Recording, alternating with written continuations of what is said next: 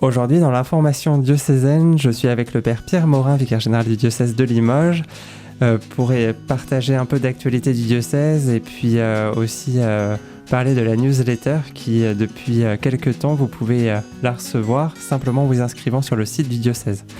Bonjour Père Pierre. Bonjour Jean-Marcelin. Alors commençons l'émission par les actualités concernant les jeunes.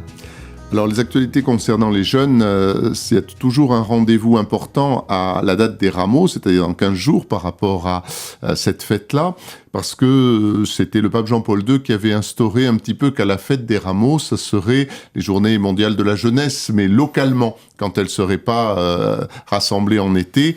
Et en tout cas, c'est toujours le cas. Et la pastorale des jeunes, à cette occasion, organise quelque chose dans le sens où elle peut organiser. C'est-à-dire, il ne peut pas y avoir de rassemblement trop important de jeunes. Donc, ça va se faire par paroisse ou par doyenné, en fonction du nombre de jeunes. Par exemple, dans notre paroisse, je sais qu'on aura une marche avec toute l'aumônerie. La tranche d'âge, c'est de 11 à 18 ans. Les jeunes qui sont en aumônerie de collège et de lycée.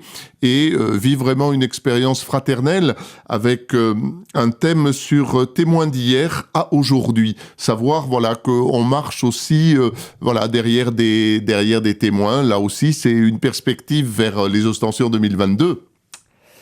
Continuons avec d'autres nouvelles concernant le carême. Comment le vivre dans le diocèse ?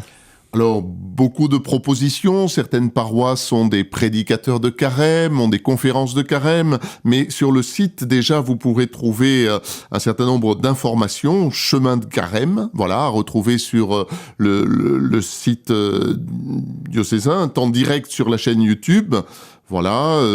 Des vidéos de carême, un peuple de Dieu en chemin, d'attention, donc l'attention aux autres. Je pense que c'est aussi un des derniers titres qui est enregistré et qui nous permet aussi de cheminer vers ces perspectives de Pentecôte 2022 et aussi vers une formation qu'on aura normalement avec tous les acteurs pastoraux début du mois de juin sur prendre soin de soi, prendre soin des autres.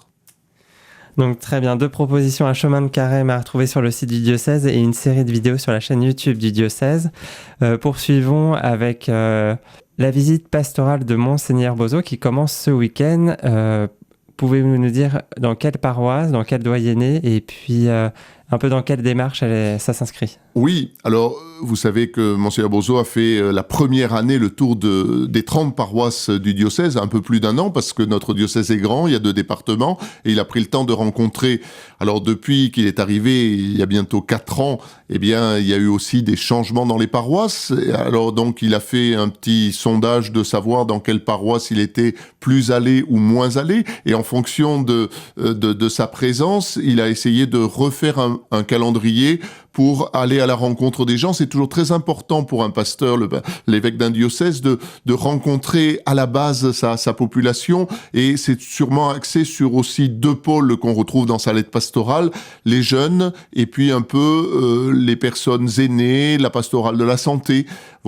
Et donc, comme on l'a indiqué, c'est le doyenné nord de la ville de Limoges, l'arc nord, comme on dit, avec la paroisse de Saint-Augustin et le père Vincent Jaumier, et puis les paroisses de la Trinité et de Saint-Éloi des Hauts-de-Laurence avec le père Bonin. Donc c'est samedi et dimanche que ces 2 paroisses lui ont présenté et proposé un service un petit peu développé de rencontre avec les gens, avec ces acteurs de la pastorale, aussi des jeunes, des enfants et puis des personnes plus âgées. Merci Père Pierre de nous avoir évoqué l'actualité que l'on peut retrouver dans la newsletter du diocèse, mais aussi retrouver l'émission en replay sur le site RCF. Très belle journée à vous tous.